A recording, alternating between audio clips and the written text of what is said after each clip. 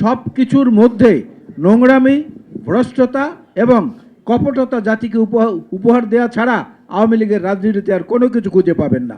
জিয়াউর রহমান সাহেবের নামে বাংলাদেশের আন্তর্জাতিক বিমানবন্দর, আজকে যেটাকে হযরত শাহজালাল আন্তর্জাতিক বিমানবন্দর নামে রূপান্তরিত করা হয়েছে রাষ্ট্রের প্রায় 1200 কোটি টাকা খরচ করে।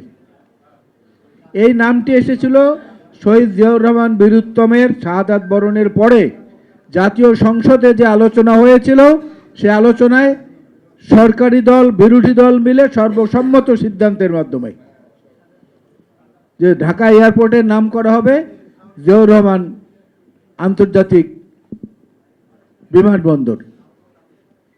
তার মানে ZIA, জিয়া। আপনারা ওই সময়টা মনে করে দেখেন, দেশ থেকে যাওয়ার সময়, ডিপার্চারের সময় এবং দেশে আবার ফেরার সময়, অ্যারাইভালের সময় পাসপোর্টের উপরে যে সিলটা দেয়া হতো তাতে লেখা থাকতো জিয়া, ZIA, অর্থাৎ জেড এ জিয়া, আইতে ইন্টারন্যাশনাল, এতে এয়ারপোর্ট।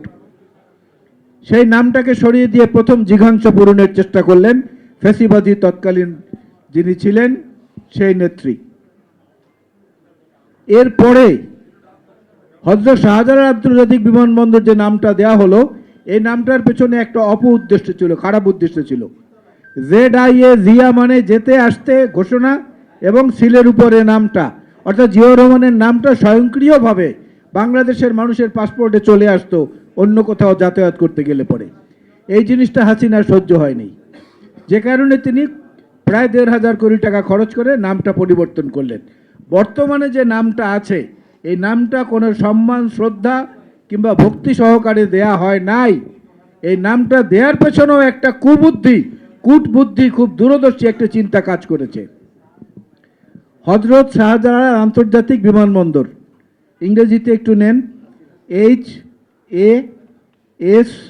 HASINA। এইচে হযরত, এসে শাহজালাল, আইতে ইন্টারন্যাশনাল, আইতে ইন্টারন্যাশনাল, এন, তারপরে INA ইন্টারন্যাশনাল, তারপরে এ, তাতে কি হলো? হাসিনা, HASINA। এইটা ছিল, অর্থাৎ সব কিছুর মধ্যে নোংরামি, ভ্রষ্টতা এবং কপটতা জাতিকে উপহার দেওয়া ছাড়া আওয়ামী লীগের রাজনীতিতে আর কোনো কিছু খুঁজে পাবেন না।